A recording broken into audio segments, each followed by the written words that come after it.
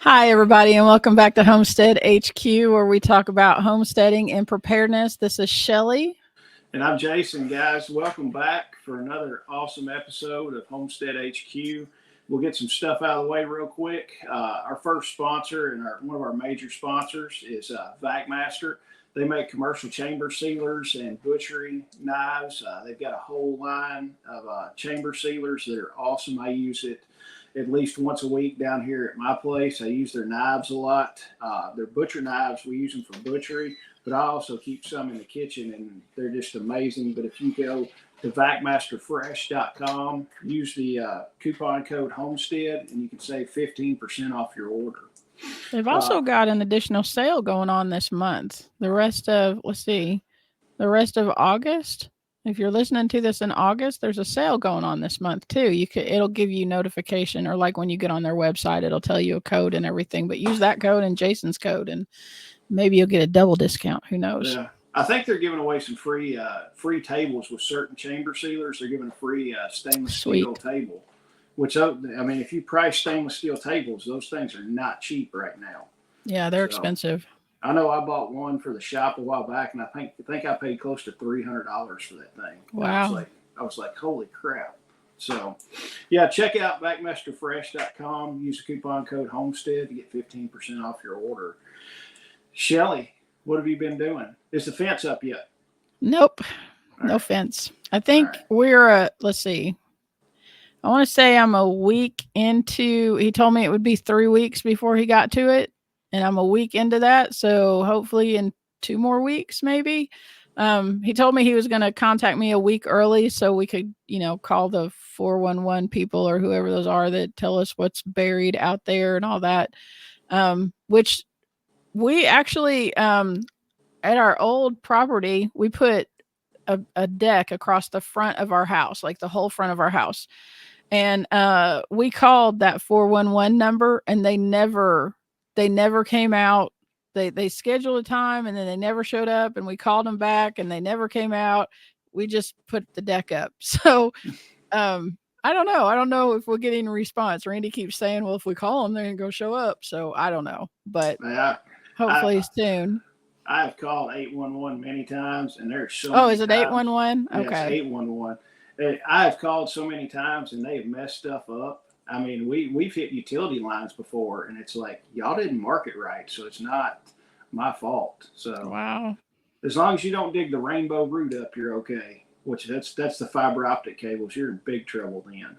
So, but today, like right now, it's almost done. I've been making spaghetti sauce to can. I'm really excited about that because we love the spaghetti sauce recipe that I use. And if you're subscribed to our newsletter, gosh, I want to say maybe it was 2 or 3 months ago, I actually put that recipe in our newsletter. It's a really good recipe. But yesterday, we went, it was Crystal and Jackson and I went to this place in Brownsville, Kentucky, which is like Edmonson County, I guess. It's called Peace Valley Farms or something. Have you ever been up there? I haven't been. It's like, so it's a little Amish market. And the really cool thing about it, besides the fact that they have a pizza brick oven thing that they make the most amazing pizza in. They only do it on Saturday though, but oh my gosh, it's so good.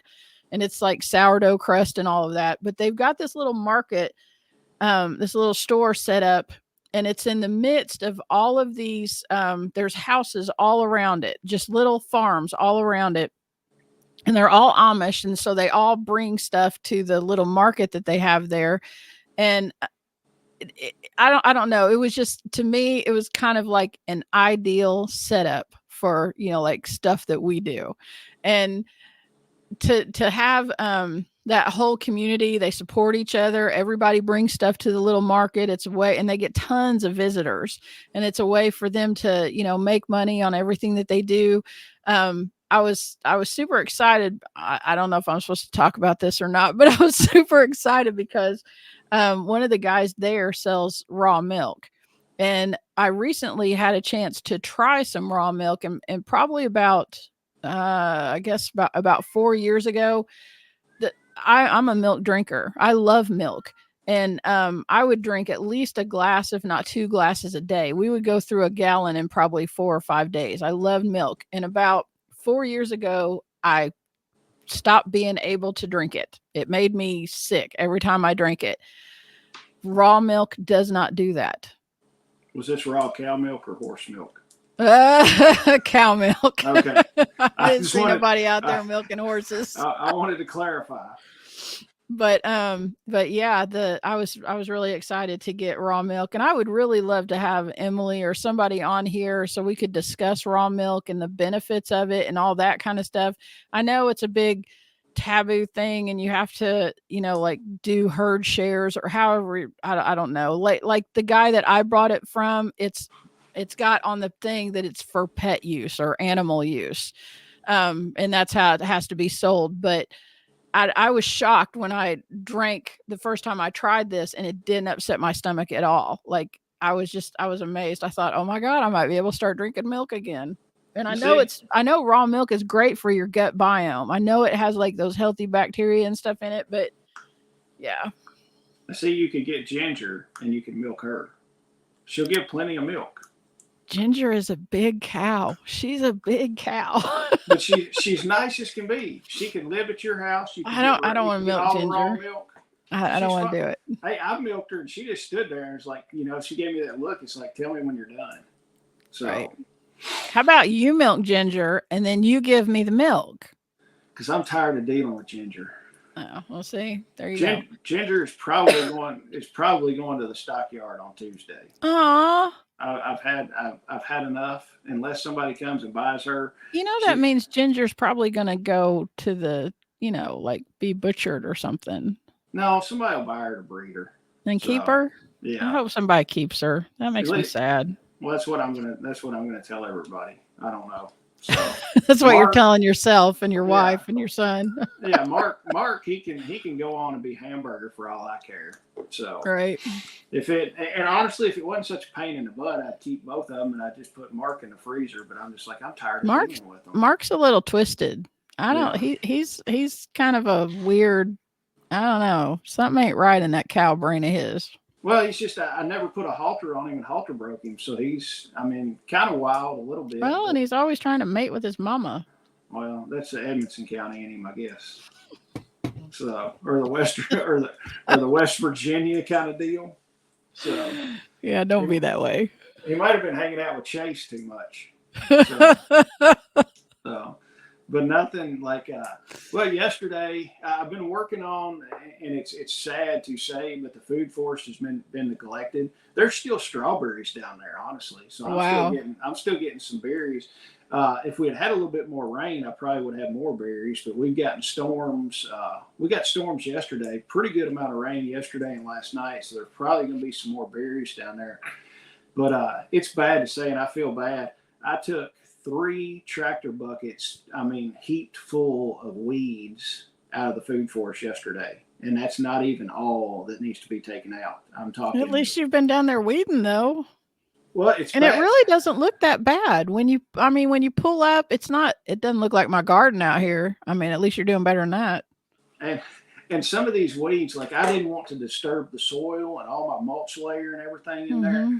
So I was like, if I take these weeds and some of these things, no kidding, I had to take loppers, and it was like lopping tree limbs off. Some of that stuff there were some that were probably over 1.5 inches in diameter weeds that had grown down there. So I just took loppers and cut it off. I was like, I don't want to disturb all the soil.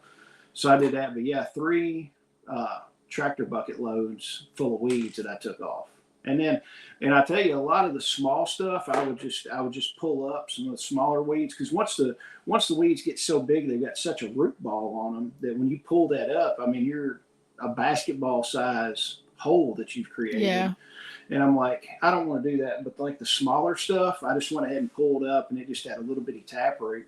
So I took all those weeds and I'd take them and break them up. And I was like, I guess we can use this for, green mulch. So I went ahead and just took a bunch of that and mulched around the fruit trees. I'm like, I didn't figure it's going to be much different than comfrey. Hopefully I didn't screw the pooch on that, but it's just going to sit there and decay anyway. Right. So that's what I spent a fair amount of yesterday doing that, and I mowed the yard. I hate mowing the yard. It just mowing the yard is the definition of insanity, and the definition of insanity is doing the same thing over and over, expecting a different result. So Teach technically, Lincoln how to do it.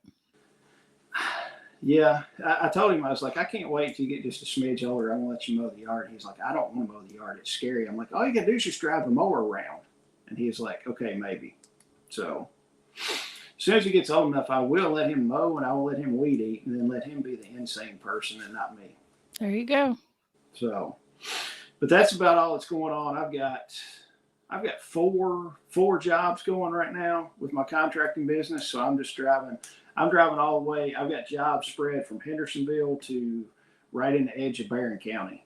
So that's like a 70 to 80 mile spread of jobs. And I'm just like, this is wearing me out. I burnt so much fuel last week. It was stupid. I was like, You're getting ready to come do a job in Metcalfe County. yeah, no, that's just going to stretch it out farther. I think, I think, I think last week I spent $120 in just gas. Wow. So I'm like, this is crazy. But you got these jobs going, you're making money, so I'm not gonna fuss about that. So what kind of news stuff have you got? Have you found any good news articles? I don't know about good, but I mean, they were kind of interesting to me. My definition of good and your definition of good are usually two different things. But they're both about technology. Did you know that in India, let's see, there's a state in India called Assam, ASSAM, and they have this huge population of elephants that are endangered. There's only like 50,000 of these things left on the planet, right? Asian elephants are left in the wild. And in this town, from 2020 to 2024, there were 1,701 people killed by elephants. That's more than one a day in that 4-year period. That's more than one person a day was killed by elephants because they have, like, they just get herds that run through. So somebody came up with this app that's called Hati, Hati. It's HAATI, and it warns people when there's herds that are approaching their town so they can evacuate, which that would kind of, that means it's tearing up their houses and everything, I guess. I don't know. But I thought this was cool that they created this app for this, because that's insane that there's 1,700 people that were killed in the last 4 years by herding elephants. And they don't really want to, I guess, do anything to the elephants because they're endangered, which it's kind of like, going out and swimming in the ocean and getting ticked off if a shark bites you or whatever. You're in their house, Yeah. like I'm sure all these little towns that are set up or villages or whatever in India, that's their house, right? That's where they live. They were there first. So I just thought it was cool that they created this app to let people know that there's charging elephants coming your way. Can you imagine like traveling to another country and getting that alert? Yeah. I thought you were going to say something about the elephants getting to do tech support for something. So, since you was like, this is IT, and then he went into elephants, I'm like, did they teach the elephants to do IT support? It might be more useful talking to an elephant sometimes. Yeah. So the other story that I have is in San Francisco. There's, I maybe I've had my head in a hole or something. I don't know, but I really didn't realize that we already had self-driving cars. Are there already self-driving cars? I think so. I mean, I know that, like you can set cruise but just cars that drive on their own and no driver. I think the Teslas will do some kind of something like that, but I don't know. That stuff scares me.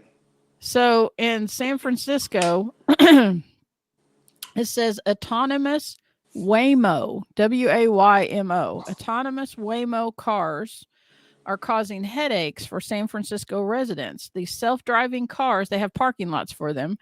Their self-driving vehicles will just, in the middle of the night, start honking and blaring lights, and nobody's down there, nobody's messing. They just do it. And, there's like condos all around, people trying to sleep, and all of these. The picture that it has probably 50 cars in a parking lot that's losing their mind and honking and going crazy. That's just another reason not to live in San Francisco. Right? But I really had no idea, because these are driverless cars. I did not realize that there are actually driverless cars out there that, Wow.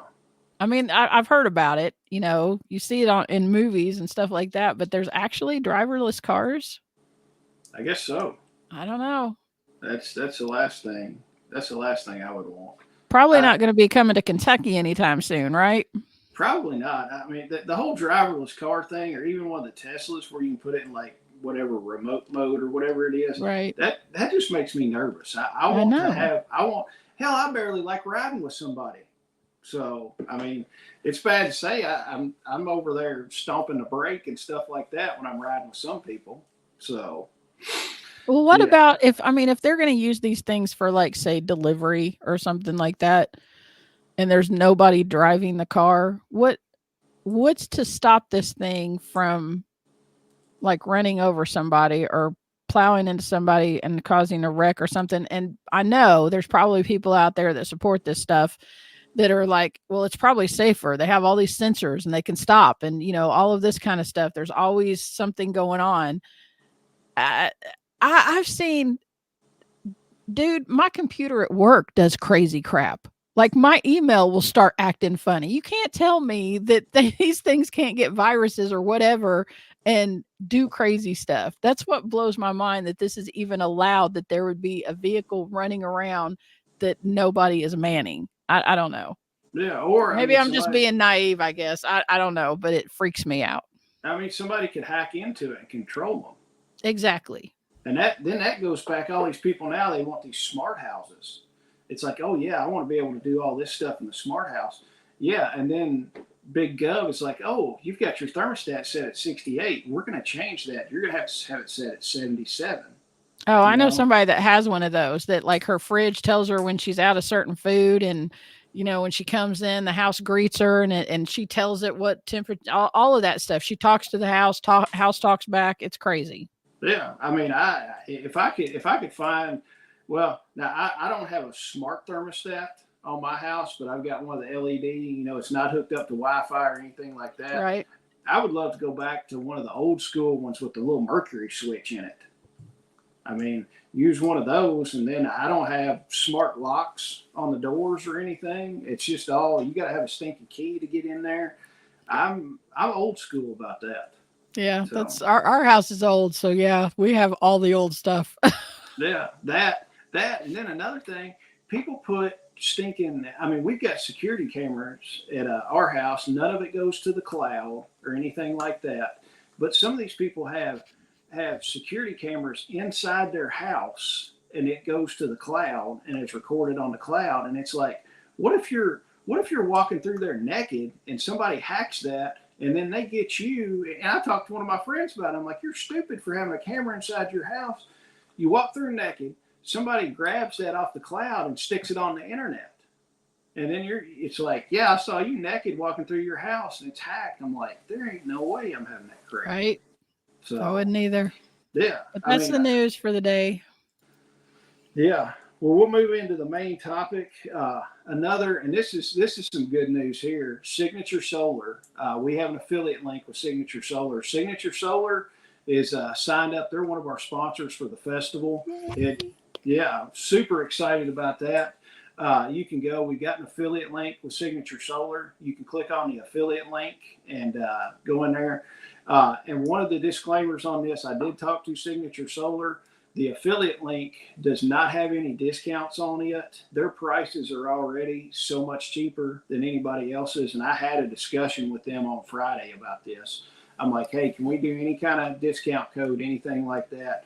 He says, we'll do discount codes every now and then for special events. We'll probably have one for the festival. But right now, there's no discount on it. You can use the affiliate code just to help us out a little bit, just to keep the show going. Like that, we get a very small percentage of that. But go check. It doesn't cost you anything extra. Like No. you don't have to pay anything extra. It just Yeah. gives us a little bit to help the show. Yeah, it just gives us a little bit to keep the show going. Every now and then they'll throw some kind of discount out, something like that. When they do that, we'll let you know as soon as possible on that. But they are one of our sponsors for the show, and they're actually our main sponsor for the festival, and we appreciate those guys. And it's signaturesolar.com.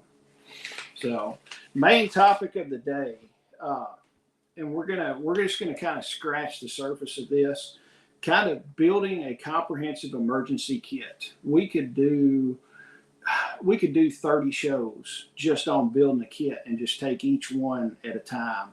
And we might do that if y'all want to take a deeper dive in building emergency kits. After you listen to this, tell us which one you would like a deeper dive on, and we can do that.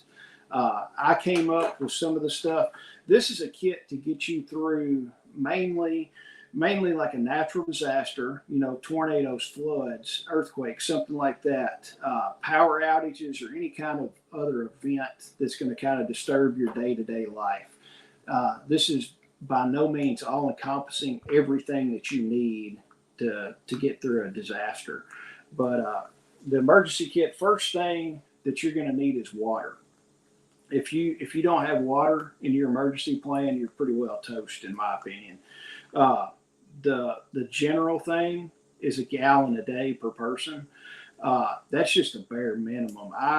When I did my water plans, I planned on 3 gallons a person per day. So that includes your drinking, your sanitation, and your cooking. So that storage on it, I've got different types of storage. We got, short-term storage. I always have 7 or 8 cases of bottled water that I can use for whatever. You can use it for cooking, cleaning, drinking, whatever. We've got some smaller, like 55-gallon drums, and then we've also go up to the 275-gallon IBC totes. And Shelly, you got totes at your place that you keep. Mm-hmm. And just because you use them for your pigs doesn't mean you can't use them for drinking water. Right. We do rainwater catchment, and you're absolutely right. We've got them covered up with black covers that keep the algae from growing in them, and it works well. Yeah. The next thing I've got on there, number 2 on my list, is food. As far as you're looking non-perishable foods, that's going to get you by for about 3 days is kind of what I was looking at, like a 3-day period. You're looking at canned foods, dehydrated foods, any kind of shelf-stable stuff, your freeze-dried foods. And another stuff that goes along with the food is you're going to have, and I've seen this before, people don't have a manual can opener. They're like, we've got tons and tons of canned food, and it's like, where's your manual can opener? And they're like, I've got an electric can opener. And I'm like, you're going to fire a generator up just to open a can of tuna? And they don't. I use is a manual can opener. I don't even own an electric one. Yeah, I mean I think I've got an electric one somewhere, but I bought one of the real nice number 10 can, and they're made for number 10 cans, but they'll open the smaller cans. But it's a commercial, like they would use in a commercial kitchen, and that thing is stinking amazing. So manual can opener, plastic spoons and forks, and paper plates, because realistically, if you're doing a 3 to 7 day period where you're going to be kind of out of pocket, everything's weird, you don't want to waste what water you've got stored up on cleaning knives and forks and plates. It's just use a knife and fork and a paper plate and ditch it, and then you're done. You're not wasting water. It's just kind of a no-brainer. You got a bunch of paper plates and knives and forks, Shelly? No. You need some. Well, we have, I don't buy a lot of paper plates. Which I know, you would have to clean them off and all that kind of thing, but I don't know. I don't know how I feel about that one. I'm a paper plate guy. I'm like, that's less that you have to clean. You're not wasting water on cleaning up stuff. And if it's wintertime, you can just take paper plates and throw them in the fireplace and burn them. Right. So that's what I do in the shop. I just throw all the paper plates and paper towels in the wood stove and burn them. Well, if you're not buying, if you don't have like Jason's set up, if you don't have all the number 10 cans of food and all that kind of stuff, you just need to remember when you're making your emergency kit that you need about 2,000 calories a day for each person that lives in your house.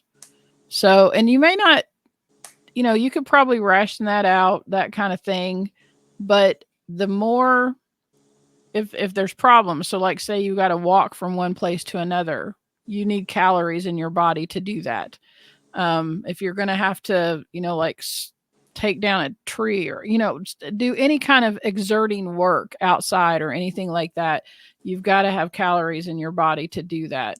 So when you're putting this together, and I know Jason said like 3 to 7 days or, that kind of thing. I think a lot of times people tell you to start with 3 days worth, because usually the power will be back on. But just remember that you need calories to do those kind of things if you have to exert yourself at all. And otherwise you're going to end up being very weak and not be able to do the things you need to do. So just throw that in there. Yeah. Uh, and another, like my third on the list, you're looking. When I went in this, I didn't look at this as far as bugging out or anything like this. I looked more of this, staying at your house, bugging in, Mm-hmm. but shelter and warmth. If nothing happened to your house in a storm or anything like that, you've already got your shelter. The next thing you need to be worried about is warmth. If it's wintertime, summertime, yes, it's going to be hot and it's going to suck if your air conditioner's out, or if the AC or the electric's out. But the biggest thing, have a backup plan for warmth. Warmth is more important than the air conditioning as far as having a plan for it. There's backups to stay warm. The best thing, in my opinion, is a wood stove. If you've got a wood stove, you can keep your house warm. You can cook on it. Everything's great. I mean, you could dry clothes beside it if you wanted to. A lot of people don't have a wood stove, so you might want to look at like one of the little buddy heaters.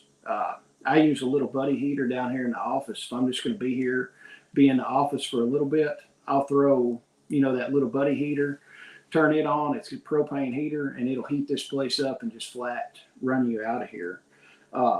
Another thing, extra blankets, sleeping bags, and extra clothes to have on hand for your shelter and for your warmth.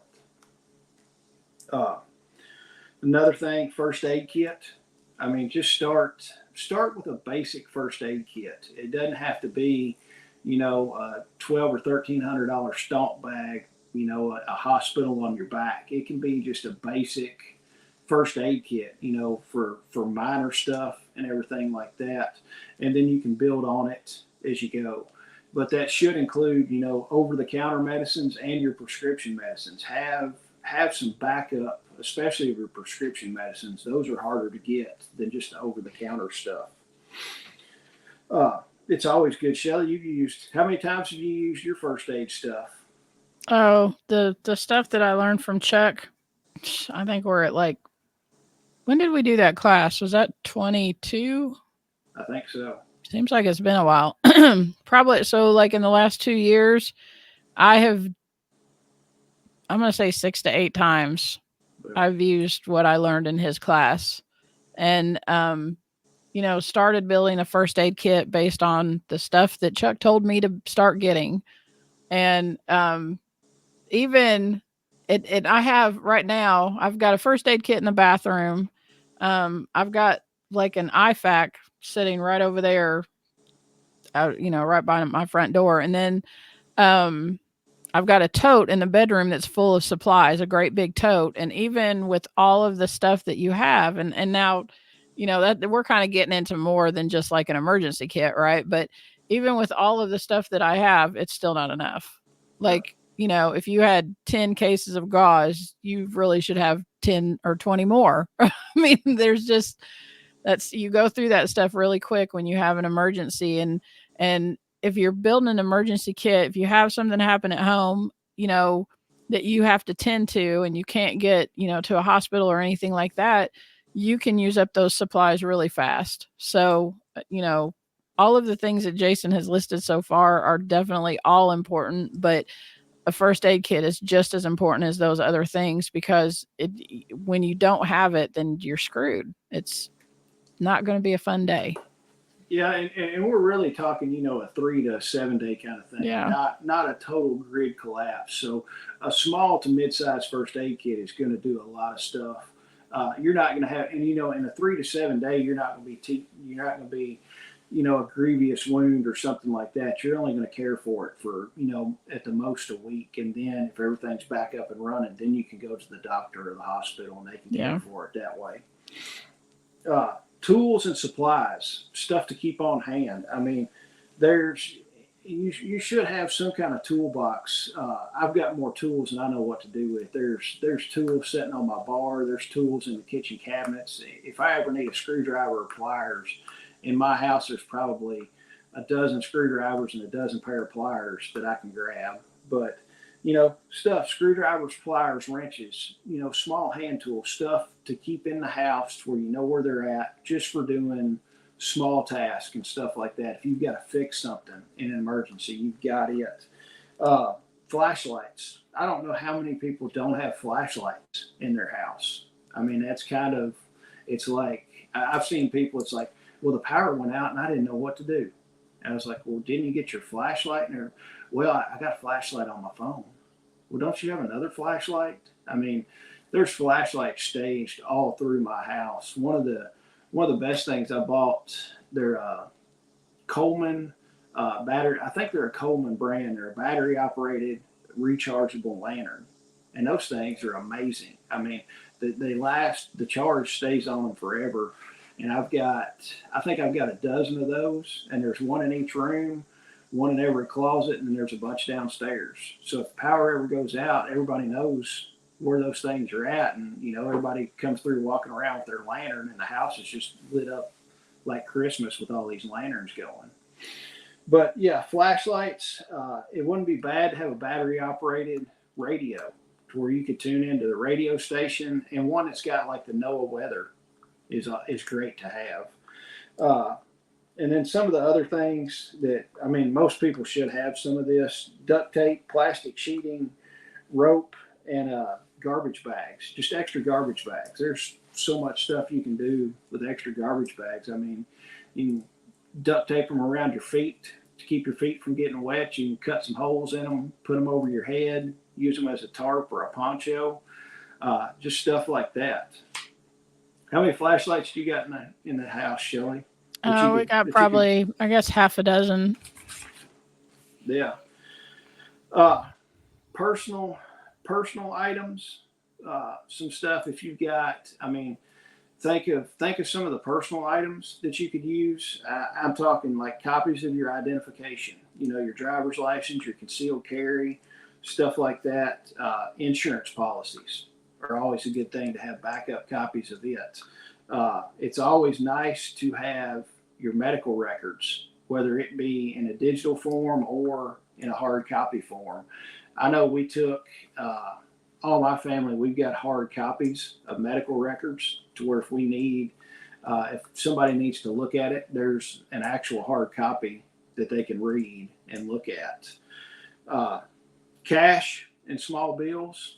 It's always great to have a lot of cash on, or a decent amount of cash on hand, but don't have all $100 bills, because if you need to do a transaction and the people don't have change, you might wind up paying $100 for 3 gallons of gas.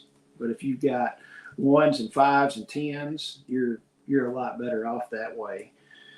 Sanitation items, baby wipes, toilet paper, that kind of stuff. I mean, I keep a pack of baby wipes in the truck all the time, just because if I'm out working and you're all sweaty, it's great to take some baby wipes and wipe your face down, wipe your neck down, and wipe your arms down. It makes life a lot better right then.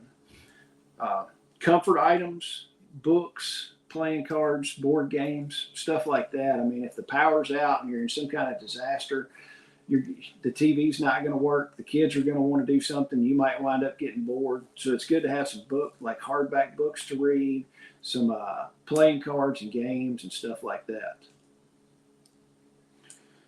You got all that stuff, don't you, Shelley? I actually do. Yeah. Yeah. I have 7 grandkids. Trust me, I have stuff. Now, and then running in some of your stuff, communications. you ought to have a communications plan. We've got a workshop coming up the 24th. We've still got some spots for it. If you go to KentuckySustainableLiving.com, you can sign up for that workshop. It'll be the 24th of August.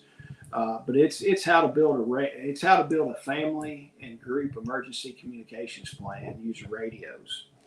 But as far as your comm stuff, you ought to have some radios and know how to use these things.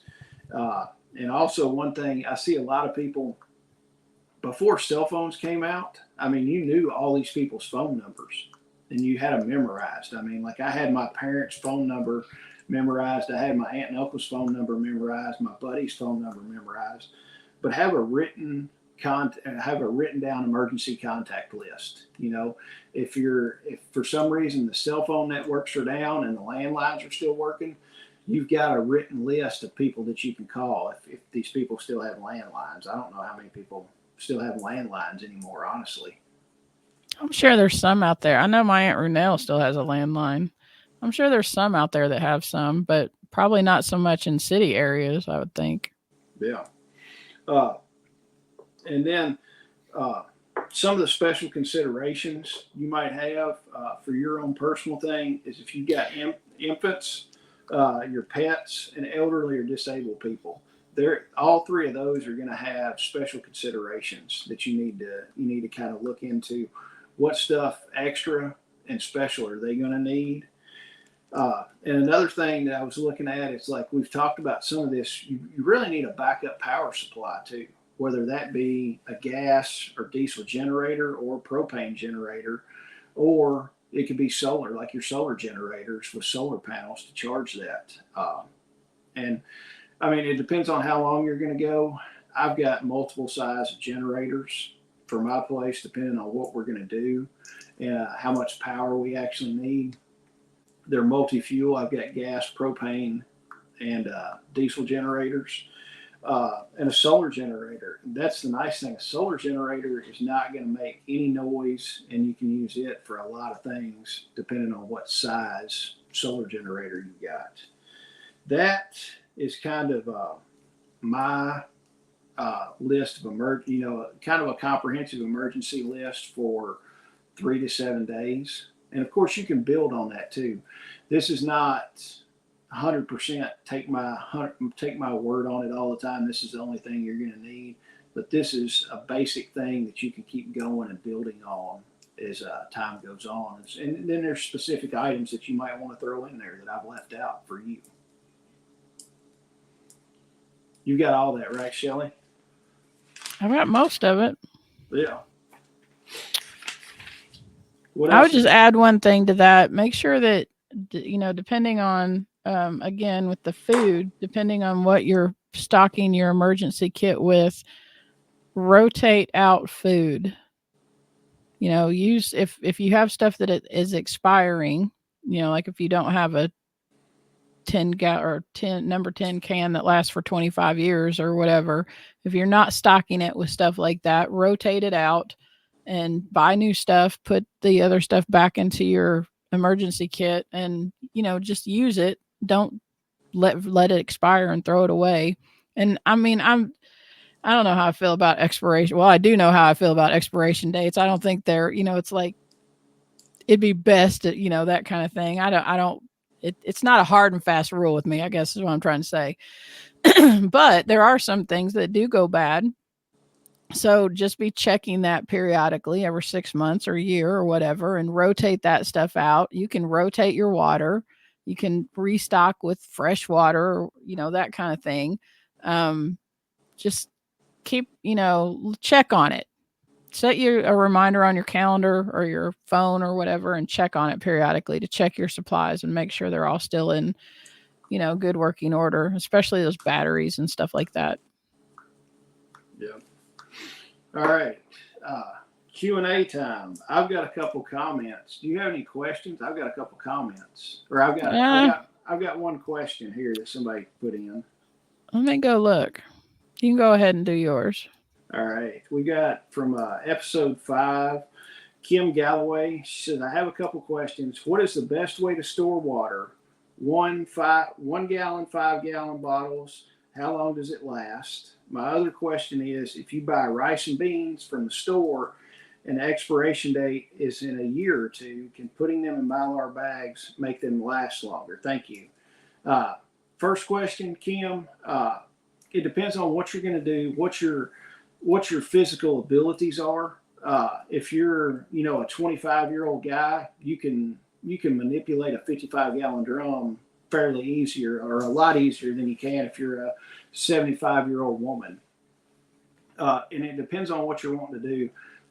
As far as water storage, like I said just a few minutes ago, I've got cases of bottled water. We've got a few 5-gallon, like the aqua trainers that you can buy at Walmart. We've got 55-gallon drums and 275-gallon totes. It depends on what you're wanting to do and your storage ability. 5-gallon cans are nice if you're gonna, and it depends on how many people you're storing for. So it kind of depends on that. How long does it last? People are going to get up in arms about this. Water never goes bad. We're drinking the same water that the Egyptians drank. So the water just gets recycled and filtered and purified. Water will never go bad. If I take a clean 1-gallon glass container and it's sterilized and I fill it with clean water and seal it up, that water will not go bad. So it might get some algae growth or something like that, but as long as you filter that water, it's going to be perfectly fine. So water will not go bad. I know a lot of people every year or every 2 years, they'll dump their 55-gallon drums and clean them out and fill them with new water. And I'm like, that's just a waste. Where I've got my 55-gallon drums, I don't want to haul them out of the basement every 2 years and empty them. I'm like, I'll just filter the stuff, and it's so much easier. So their other question, if I buy rice and beans from the store and the expiration date is a year or two, can putting them in Mylar bags make them last longer? Yes, you want to take those, put them in Mylar bags with an oxygen absorber and heat seal the top. That will extend the shelf life of those for between 20 to 30 years long. Wow. So yes, it will. You want to store all your long-term foods. You want to store it in Mylar bags with oxygen absorbers. And then Joseph G. Commented, community is the key to survival. I could not agree more with you on it. The lone wolf is not going to last very long. You're going to have people to help you out on the things that you can't do. What have you got, Shelley? I don't have any. You don't have any? Nope. Well, all right, guys. If y'all got any questions, comments, leave those. We'll answer your questions. We'll hit your comments and stuff like that. What's the homestead tip of the day, Shelley? Brought to you by Hickory Ridge Soap. And the website is what? It's 2 Old Crows Homestead.com. 2oldcrowshomestead.com. Oh, Lord. I just had it. It had to do with the emergency thing. My brain just exploded. Oh, it was about meds. You brought that up. Make sure that you have all of your prescription meds. Make sure that you have backups for those. You might even check with your doctor and see if you can do like a 90-day supply or something like that. And that way you'll have a little bit more in case something happens that, comes up and you can't get to a pharmacy or something like that. But it had to do with making sure that you have all of those, your prescription stuff and everybody in your family and all of that kind of thing. Yeah. Get that taken care of. Because in an emergency, you don't want to be weaning yourself off of the things that you need, right? Exactly. And I got my doctor, my primary care. I went and talked to them. And I was like, because I get poison ivy. I mean, I could just look at the stupid stuff and I have to get put on a steroid. I'm like, will you just write me like an ongoing prescription? I was like, I'm not going to abuse this. And they were like, yeah, we'll do it for you. So now I've got a steroid prescription that I can get whenever I want to. And instead of going in, having to jump through all the hoops, I can take it, get rid of the poison ivy, and then I'm ready to go. So, festival stuff, Shelley. My gosh. Festival is coming up. What are we? Let's see. 2 months away. Is it really September, October? Yep, 2 months away. We've got all of the workshops up on the website. You can go check those out, all 4 of them. There's a canning workshop that's an all-day workshop. There is um an all-day radio workshop. Brian and Susan from S&B Homestead Radio. It's actually the same, isn't it the same class that's coming up here in Kentucky? I mean, that we're doing soon? It's close to the same class. Not exactly the same. And then we've got a half day medical class where Chuck Peoples is going to be teaching suturing and wound care. You want to learn how to sew somebody up? Do you want to staple Jason? It's a lot of fun. I recommend it. If you show up and you say, I want to staple Jason, I will make that happen for you. The first 2 people. And then we have a half day herbal class with Leslie. And she's going to come and teach all about tinctures. And you're actually going to be able to like make some stuff and take it home. So that's cool too. We have tons of speakers. I've got my list here. You want me to just go through the whole list? Shoot a few of them out. A few of them. One of the ones that I'm really super excited about that we just recently got is called Chronically Healthy. They are nutritionists, and they are going to come in and talk about, I just said that you don't want to be weaning yourself off your meds in an emergency, but Chronically Healthy could possibly help you get off some stuff that maybe you don't need to be on. It could be a diet change. Now, I'm not telling you that they're going to come in and fix all your stuff, but I'm super excited about them coming because, in an emergency, even in a grid down, in an SHTF, all of those things, if you are one of these people that's dependent on some kind of med to do your day to day to survive and all of that, then that's not going to be a good outcome. So I'm really excited that they're coming to talk to us about healthy living. And then we've got local prepper is going to be coming and doing preparedness 101. We've got Byron Russell that's going to come and teach drone defense. We've got Randall White, who is Flomaton famous. He's going to be coming and teaching tree grafting. So this is one of those things that all of those tools that you want in your toolbox, this is a tool that you want in your toolbox. I don't know how to graft trees. I'm super excited that Randall White is coming because I want to learn how to graft trees. What else? We've got William Bond that's going to be coming and doing permaculture. He's going to be talking about permaculture on the homestead. He's the permaculture consultant. You can find him on YouTube. And that's a few of them. I've probably got that many more, right? There's more than that coming. Oh, yeah, and probably a few more to be announced. We're just waiting on a couple things to come through, and as soon as we get that, we will announce a few other people coming. But, yeah, guys, get your tickets early. The tickets right now are $25. If you use – what's the code, Shelly? Email code or email 25. Yeah. Email 25. Use the code email 25. You can get tickets for $25. They are going to go up the 1st of October to $35 a person. So go ahead and get those tickets bought, and you can get them for $10 off. But that's about all I've got. We will be back next week, and y'all have a good week. See ya.